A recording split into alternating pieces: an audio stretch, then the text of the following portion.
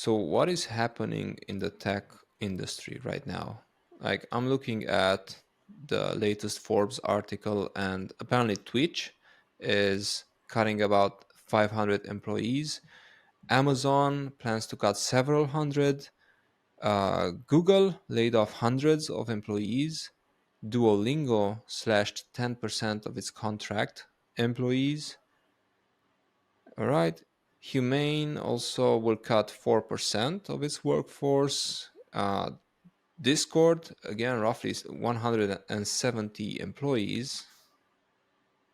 And apparently, there's a lot more layoffs coming soon. Yeah. Unity Software, there's Citigroup, who announced that they will cut around 20,000 employees over the next 2 years. So, what is happening right now? Oof. A lot of things combined effectively. That's one of the main things that I would say the almost nobody's fault, or it is some problem, it might be somebody's fault, but too complex to get into right now on a macroeconomic level, that interest rates are high. And as we discussed in a previous video, it's expensive to start experimenting right now for companies. So anything that's not non-essential gets cut off. However, on top of that, the biggest uh, reason, honestly, is a chronic level of mismanagement in companies, in my personal opinion. And I can break it down into it, but it's a perverse incentive structure that does abuse people.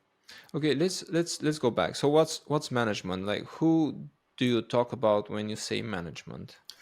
I refer to decision makers, the C-suite, CEO, especially CEO, but from then going on to CTO, CFOs, then going down to that's basically where the big decisions and especially budget related decisions are made. If you have enough money to experiment, that's where it starts from, the decision to, okay, let's start experimenting. All right. So how far down do you think this, let's say, the fault trickles? Like Not very far. what about agile coaches, for example? No, they're basically they're hired to do a job that it's impossible for them to do without their knowing that, like, basically they were set up from the beginning. There's so many people that were set up from the beginning. And here I'm talking about, I don't know if you saw that Cloudflare employee video that went viral, that recorded her own firing, sacking, to Yeah. be more British. Um, it's people have been set up to fail because a quite, in my opinion, perverse incentive structure. Okay, go deeper into that. Like what do you Yeah. mean perverse incentive structure? While COVID was happening and lockdown was in full effect, everybody was using IT, everything like crazy. So the budget, what's it called?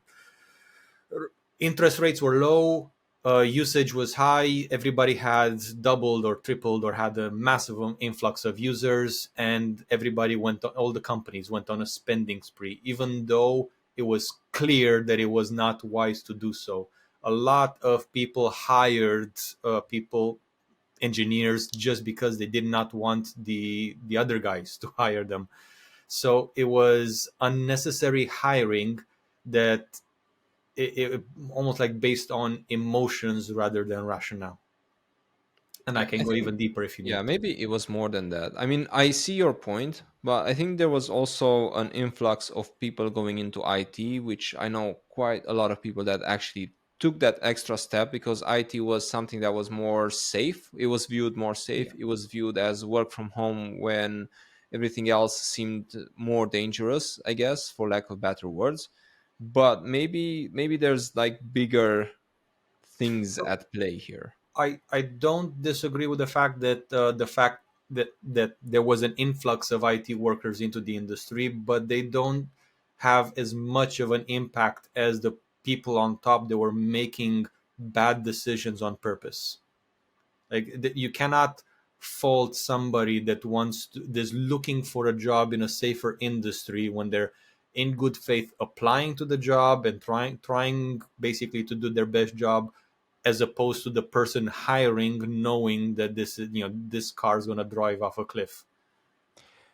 So yeah, I mean, there's that element, but I think there's also another thing that we may want to discuss, and maybe even the elephant in the room to some extent. And I mentioned agile coaches earlier, and I know a lot of discussions where I spoke to agile coaches who were hired at companies, and they pretty much did not look or focus on delivering value. Like, you get, Yeah. let's say, a goal, you get a target, and you have teams around you, and you have product owners, and you may have product managers, and you do perhaps a lot of discovery with those teams. And it's also teams' responsibility to kind of go and say, oh, we don't need to drive towards that because that most likely would not give us a lot of revenue. Yeah. Do you also No. see kind of the balance being tipped a bit in that direction as well?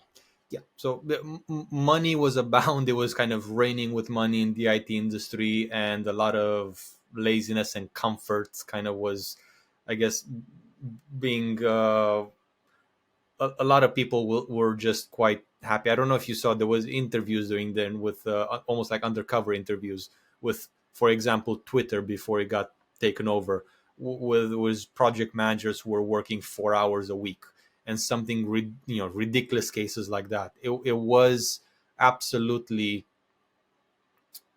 incentivized almost to be as to be like that, to attract everybody into the industry. But again, it wasn't, the people on the ground were not the decision makers. And since it's, to me it seems quite clear that it didn't blindside anybody. This was kind of on the horizon. This was inevitable, and the people making the decision knew that it was inevitable, but they were just focused on the short term, I guess, PR element of it rather than the long term sustainability of their own employees and companies.